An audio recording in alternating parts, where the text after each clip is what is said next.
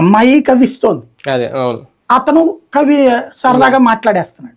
అంటే అమ్మాయి సరదాగా మాట్లాడుతుంటే కాదనే మగాళ్ళు ఏడుంటారు ఈ లోకంలో.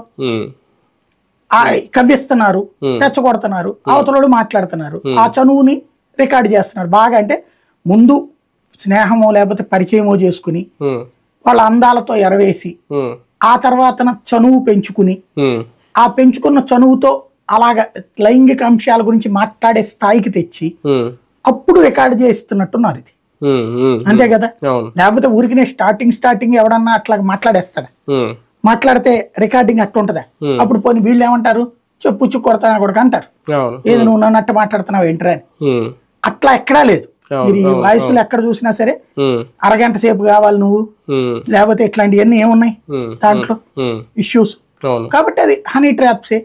ఇప్పుడు ఇందులో కూడా ఏముంది, ఫస్ట్ సారి అతను గనక లైంగికంగా ఇబ్బంది పెట్టాడు, వెంటనే ఏం చేయాలి, నువ్వు పోలీస్ స్టేషన్ లో కంప్లైంట్ ఇస్తే ఎవడైతే ఏంటి మనకి.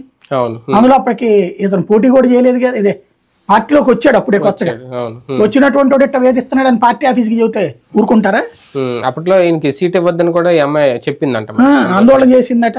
మరి అంత చేసిన అమ్మాయి అతను ఇట్లా నన్ను వేధిస్తున్నాడు అని చెప్పడానికి ఏం బాధ? విషయం ఒకటి కనబడుతోంది అక్కడ. ముందు ఇక్కడ ఇందులో రెండు కోణాలు ఉంటది. ఒకటి వైఎస్ఆర్ కాంగ్రెస్ పార్టీ